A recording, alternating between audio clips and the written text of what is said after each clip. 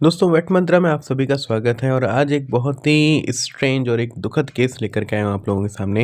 ये करीब 45 दिन का पपी है और इसे 7 दिन पहले पार्वो वायरस इन्फेक्शन हुआ था। इसका ट्रीटमेंट हमने किया और ये एकदम से ठीक हो गया था। आप देख सकते हैं वीडियो में ये रिकवरी के बाद में अच्छे से दही खा रहा है, आइसक्रीम खा रहा है। पर पार्वो ठीक होने के बाद में, जैसा कि मैं बार-बार अपनी वीडियोज़ में बोलता हूँ, यदि डॉग का वैक्सीनेशन नहीं हुआ है तो उसको पूरे चांस होते हैं इम्यूनिटी वीक होने की वजह से पपी कैनाइन डिस्टेंपर के पकड़ में आ जाता है। ऐसा ही इसके साथ हुआ और नेक्स्ट वीडियो आप देख सकते हैं।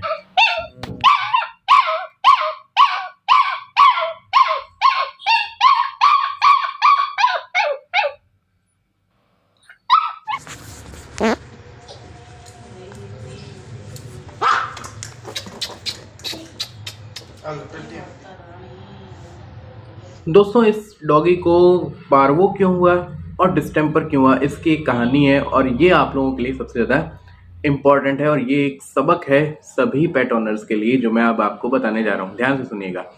ये जो पपी है, इसके ठीक पहले, इस पपी के आने से ठीक पहले इस ओनर के पास में, इनके पास में एक और डॉगी था, एक और लेब्राडोर ही थी जिसका इलाज भी हमने ही किया था और उस लेब्राडोर को भी पार्वो वायरस इन्फेक्शन हुआ था। और ये जब पार्वो वायरस इन्फेक्शन हुआ था, इसकी वीडियो भी हमने अपलोड की थी और एकदम पार्वो से वो रिकवर भी कर गई थी।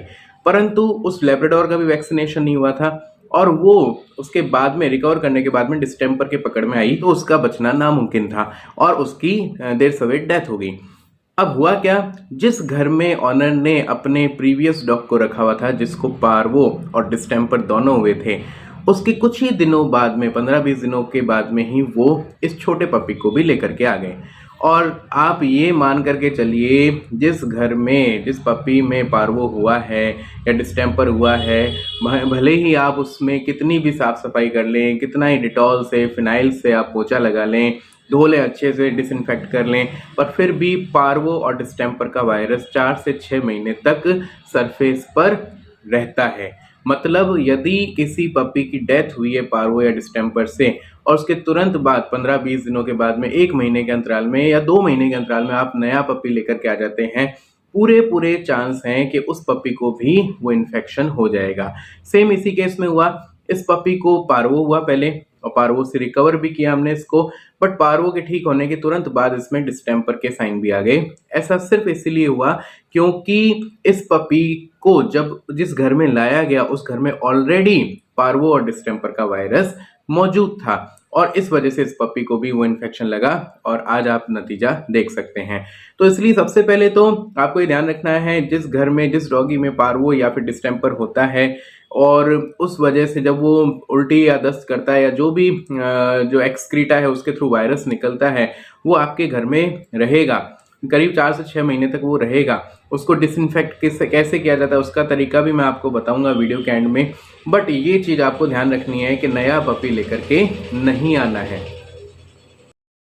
ये देखिए दोस्तों, ये मैं कुछ पुरानी वीडियोस हमारे चैनल की शेयर कर रहा हूँ जिसमें मैंने आपको बताया कि जो पहला जो इनके पास डॉग था वो पार्वो से रिकवर हुआ, उसके बाद में उसमें डिस्टेंपर के साइन आ गए थे। आप देख सकते हैं कि कैनाइन डिस्टेंपर के हल्के हल्के साइन आए, उसके बाद में इसको पूरी तरीके से वायरस ने जकड़ लिया था और अल्टीमेटली देर सवेर जा करके इस डॉगी की डेथ हो गई थी। इसीलिए मैं बार बार कह रहा हूँ कि पहले तो आपको डॉगी का वैक्सीनेशन कंप्लीट करना है। वैक्सीनेशन नहीं करवाएंगे तो ये आपको चीज़ें सहन करनी पड़ेंगी। ये वीडियो हमने पहले भी अपलोड की हुई है हमारे चैनल पर, आप देख सकते हैं जाकर के। और उसके बाद में आप देख सकते हैं कि पार्वो से रिकवर हो भी गया डॉग तो उसमें डिस्टेंपर आ गया। तो ये दो बहुत ही ज़्यादा जानलेवा बीमारियां हैं और ऑनर को ये समझना चाहिए कि इसका सिर्फ एक ही तोड़ है और वो है डॉगी का वैक्सीनेशन। आते ही आप अपने डॉगी का वैक्सीनेशन करवाएं और ऐसी लापरवाही ना करें। इन लापरवाहियों की वजह से आप अपने प्यारे से पपी को, फरी फ्रेंड को खो देते हैं और बाद में सिर्फ पीछे बचता है तो वो है पछतावा। अब दोस्तों सवाल ये उठता है कि हम हमारी सरफेस को डिसइंफेक्ट कैसे करें। तो पहला तरीका है ब्लीचिंग पाउडर से। ब्लीचिंग पाउडर का आप सॉल्यूशन बना सकते हैं, मार्केट में आपको इजीली मिल जाएगा।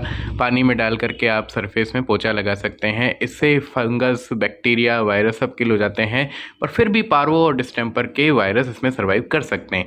बेस्ट तरीका होता है फ्यूमिगेशन का। फ्यूमिगेशन का मतलब होता है कि एक बंद कमरे में आप फॉर्मेल्डिहाइड, जो कि लैब में आपको मिल जाएगा, साथ में पोटेशियम परमैंगनेट जिसको हम लाल दवा कहते हैं, उसके क्रिस्टल्स, उनको मिला करके आप एक मिट्टी के बर्तन में रख करके छोड़ सकते हैं। परंतु ये बहुत ही जहरीला होता है, इसमें कोई भी व्यक्ति है वो उसकी लाइफ रिस्क में आ सकती है। उसको छोड़ करके आप पूरी रात ओवरनाइट इसको रूम में बंद करके छोड़ सकते हैं। आपको करना क्या है, पोटेशियम परमैंगनेट के क्रिस्टल्स को आपको मिट्टी के बर्तन में डालने हैं और उसके ऊपर फॉर्मेल्डिहाइड को डाल देना है, करीब 10 से 20 ml, और एक कॉर्नर पर जहाँ पर भी वायरस का जो एरिया है वहाँ पर आप छोड़ करके जा सकते हैं। छोड़कर जाने से पहले सारे रूम और खिड़की के दरवाजे बंद होने चाहिए। ओवरनाइट आपको छोड़ करके जाना है। अगली सुबह आते ही आपको सारा का सारा वेंटिलेशन का ध्यान रखना है, सारी चीज़ें ओपन कर देनी है। इससे पार्वो और डिस्टेंपर के वायरस पूरी तरीके से किल हो जाएंगे। तो दोस्तों उम्मीद करता हूँ आपको वीडियो पसंद आया होगा, काफ़ी कुछ नॉलेज मिली होगी। अगर वीडियो पसंद आया तो प्लीज़ वीडियो को लाइक करें और चैनल को सब्सक्राइब करना ना भूलें। Thank you very much.